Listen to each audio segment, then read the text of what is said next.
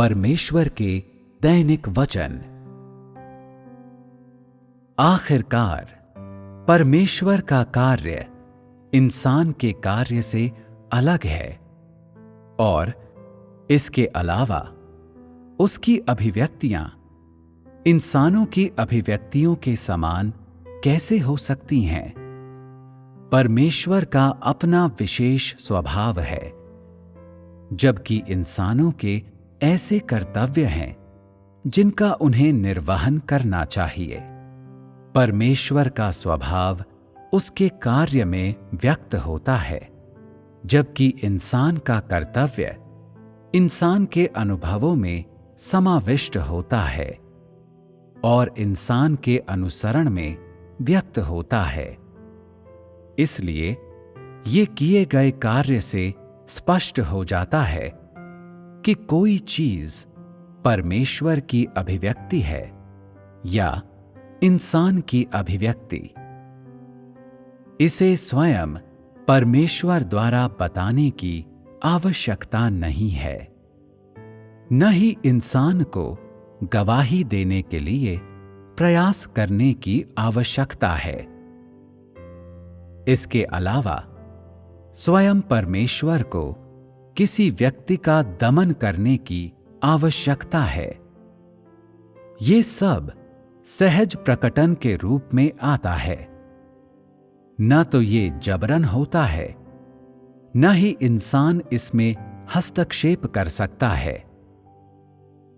इंसान के कर्तव्य को उसके अनुभवों से जाना जा सकता है और इसके लिए लोगों को कोई अतिरिक्त अनुभवजन्य कार्य करने की आवश्यकता नहीं है। इंसान जब अपना कर्तव्य निभाता है तो उसका समस्त सार प्रकट हो सकता है, जबकि परमेश्वर अपना कार्य करते समय अपना अंतर्निहित स्वभाव प्रकट कर सकता है। अगर ये इंसान का कार्य है तो इसे छिपाया नहीं जा सकता।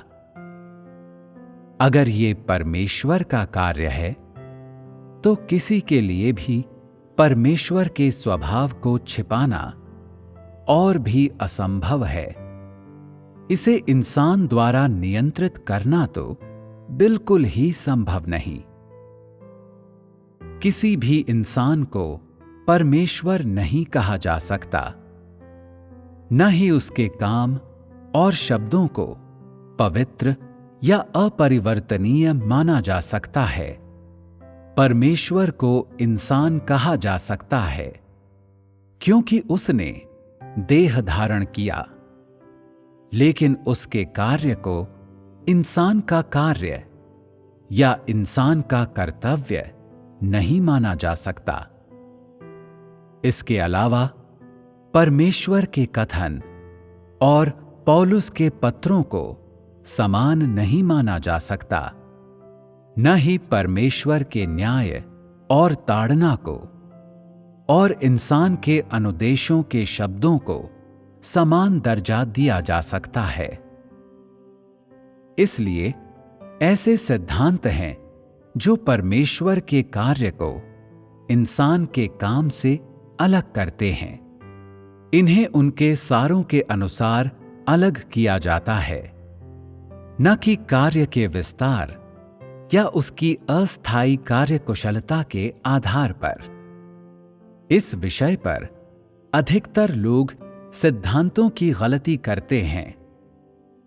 ऐसा इसलिए है क्योंकि इंसान बाह्य स्वरूप को देखता है जिसे वो हासिल कर सकता है, जबकि परमेश्वर सार को देखता है जिसे इंसान की भौतिक आंखों से नहीं देखा जा सकता। अगर तुम परमेश्वर के वचनों और कार्य को औसत इंसान के कर्तव्य मानते हो और इंसान के बड़े पैमाने के काम को उसका कर्तव्य निर्वहन मानने के बजाय देहधारी परमेश्वर का कार्य मानते हो, तो क्या तुम सैद्धांतिक रूप से गलत नहीं हो? इंसान के पत्र और जीवनियां आसानी से लिखी जा सकती हैं, मगर केवल पवित्र आत्मा के कार्य की बुनियाद पर। लेकिन परमेश्वर के कथनों और कार्य को इंसान आसानी से संपन्न नहीं कर सकता, या उन्हें मानवीय बुद्धि और सोच द्वारा प्राप्त नहीं किया जा सकता। न ही लोग उनकी जांच पड़ताल करने के बाद पूरी तरह से उनकी व्याख्या कर सकते हैं। यदि सिद्धांत के ये मामले तुम लोगों के अंदर कोई प्रतिक्रिया उत्पन्न नहीं करते हैं, तो तुम लोगों की आस्था स्पष्टतः बहुत सच्ची या शुद्ध नहीं है।